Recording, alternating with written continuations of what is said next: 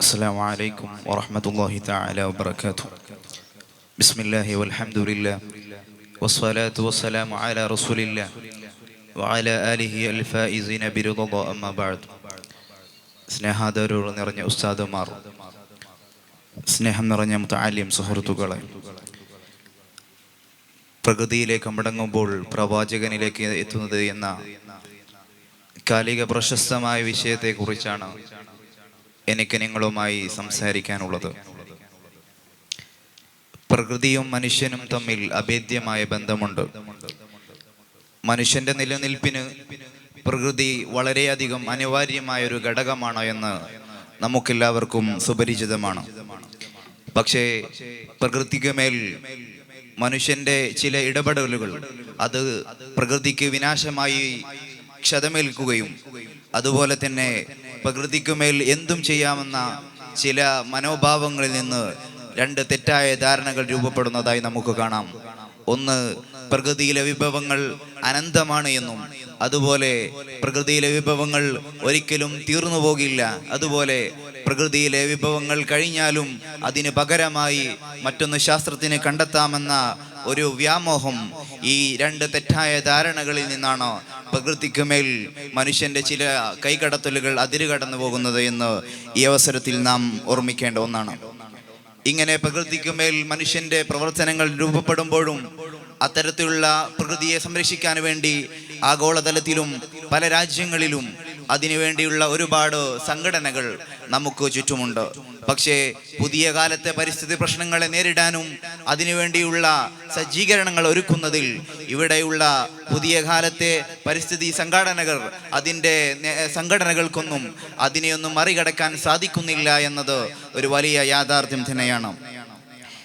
ഇവിടെ നാം മനസ്സിലാക്കേണ്ടത്, ലോകത്തിലെ ഒട്ടുമിക്ക വലിയ രാജ്യങ്ങളും അവരുടെ സൈനിക ആവശ്യങ്ങൾക്ക് വേണ്ടി ആണവായുധങ്ങൾ വലിയ ലക്ഷക്കണക്കിന് പണം ചെലവഴിച്ചുകൊണ്ട് അതിനുവേണ്ടി അവർ നിർമ്മിക്കുന്നുണ്ട്.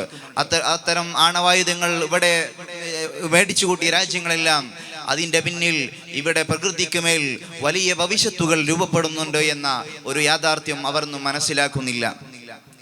അതുപോലെ അവിടെയാണ് തിരുനബി സല്ലല്ലാഹു അലൈഹി വസല്ലം തങ്ങൾ അവിടുത്തെ സൈനികരോട് നൽകിയ ഉപദേശത്തിന്റെ പ്രസക്തി മനസ്സിലാക്കുന്നത്. യുദ്ധമുഖത്ത് പോലും തിരുനബി സല്ലല്ലാഹു അലൈഹി വസല്ലം തങ്ങൾ അവിടുത്തെ അനുയായികൾക്ക് നൽകിയ ഉപദേശത്തിന്റെ പ്രാധാന്യം നാം ഓർക്കേണ്ടതുണ്ട്. ഫലമുള്ള വൃക്ഷങ്ങളെയും മരങ്ങളെയും നിങ്ങൾ നശിപ്പിക്കരുത് എന്ന തിരുനബി സല്ലല്ലാഹു അലൈഹി വസല്ലം തങ്ങളുടെ വചനത്തിന്റെ പൊരുളിന്റെ പ്രസക്തി അവിടെയാണ് നാം എടുത്തു വായിക്കേണ്ടത്. അതുപോലെ ഈ പ്രകൃതിയെ നശിപ്പിക്കുമ്പോൾ ഇവിടെ വലിയ വിനാശകരമായ പ്രവർത്തനങ്ങൾ ഇവിടെ രൂപപ്പെടുന്നുണ്ട്. അതുപോലെയാണ് നമ്മുടെ രാജ്യത്തെ ഈ ഇത്തരത്തിലുള്ള സംവിധാനങ്ങൾക്കൊന്നും ഇതിൻ്റെ പ്രതിവിധിയായി മുന്നോട്ട് കൊണ്ടുവരാൻ സാധിക്കുന്നില്ല എന്നത് നാം ഈ സമയത്ത് ഓർമ്മപ്പെടുത്തേണ്ടതുണ്ട്. അതുപോലെ ഇത്തരത്തിലുള്ള ആണവായുധങ്ങൾ നിർണയിക്കുമ്പോൾ അവിടെയുള്ള ഏറ്റവും വലിയ പ്രത്യാഘാതം എന്ന് പറയുന്നത് അവിടെയുള്ള പല ജലശുദ്ധീകരണ മേഖലകളിലും അതുപോലെ കരയിലും കടലിലും അതിന് വലിയ പ്രത്യാഘാതങ്ങൾ ഉണ്ടാകുന്നുണ്ട്. ഇത്തരത്തിലുള്ള ആണവായുധങ്ങൾ നിർണയിക്കുന്നതിൻ്റെ അവശിഷ്ടങ്ങൾ കൊണ്ടുതള്ളുന്നത് നമ്മുടെ കടലിലേക്കാണ്. ആ കടലിൽ അതിനെ അവശേഷിപ്പിക്കുമ്പോൾ സംഭവിക്കുന്ന എന്താണ്? കടലിലെ ജീവജാലങ്ങൾ നശിക്കുന്നു, അവിടുത്തെ വെള്ളം നശിച്ചു പോകുന്നു. മാത്രമല്ല ഇതിൻ്റെ ഭവിഷ്യത്തുകൾ കടലിൽ മാത്രം അവശേഷിക്കുന്നതല്ല. നിങ്ങൾക്കറിയുമോ, 1945 ജപ്പാനിലെ ഹിരോഷിമയിലും നാഗസാകിയിലും അമേരിക്ക വർഷിപ്പിച്ച അണുബോംബിന്റെ കെടുതികൾ ഇന്നും അവിടുത്തെ ജനത അനുഭവിച്ചു കൊണ്ടിരിക്കുകയാണ്. നിങ്ങളൊന്ന് ആലോചിച്ചു നോക്കൂ. ഇങ്ങനെ പല മേഖലകളിലും എടുത്തു നോക്കുമ്പോഴും ഇതിൻ്റെയൊക്കെ ഭവിഷ്യത്തുകൾ ഇന്ന് ലോകം അനുഭവിച്ചു കൊണ്ടിരിക്കുകയാണ്. അവിടെയാണ് തിരുനബി സല്ലല്ലാഹു അലൈഹി വസല്ലം തങ്ങൾ അവിടുന്ന് തൻ്റെ അനുചരന്മാർക്ക് പഠിപ്പിച്ചു കൊടുത്ത പ്രകൃതിയോടുള്ള സ്നേഹത്തിൻ്റെ പരിസ്ഥിതി മൂല്യങ്ങളുടെ വാക്കുകൾ നാം വായിക്കേണ്ടത്. അവിടുന്ന് പഠിപ്പിച്ചത്, നിങ്ങൾ നാളെ ഖിയാമത്ത് നാൾ അന്ത്യനാളാണെന്ന് ഉറപ്പിക്കുകയും ചെയ്താൽ നിങ്ങളുടെ കയ്യിൽ ഒരു ചെടി ഉണ്ടെങ്കിൽ അതിനെ നട്ടുനടിപ്പിക്കണമെന്ന് തിരുനബി സല്ലല്ലാഹു അലൈഹി വസല്ലം തങ്ങൾ അവിടുന്ന് പഠിപ്പിക്കുന്നതായി കാണാം. മറ്റൊരു ഹദീസിൽ നമുക്ക് വായിക്കാം, നിങ്ങൾ ആരെങ്കിലും ഒരാൾ, ഒരു വിശ്വാസി, അവൻ ഒരു ഫലം നട്ടുനടിപ്പിക്കുകയും അതിൽ നിന്ന് പക്ഷികൾ അതിനെ ഭക്ഷിക്കുകയും ചെയ്താൽ ആ വിശ്വാസിക്ക് അതിന് ഇതിന് വലിയ പ്രതിഫലമുണ്ട് എന്ന് തിരുനബി സല്ലല്ലാഹു അലൈഹി വസല്ലം തങ്ങൾ പഠിപ്പിക്കുന്നുണ്ട്.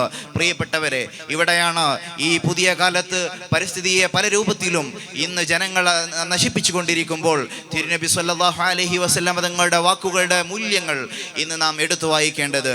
അതുകൊണ്ട് പരിസ്ഥിതി അത് മനുഷ്യന്റെ ജീവിത രീതിക്ക്,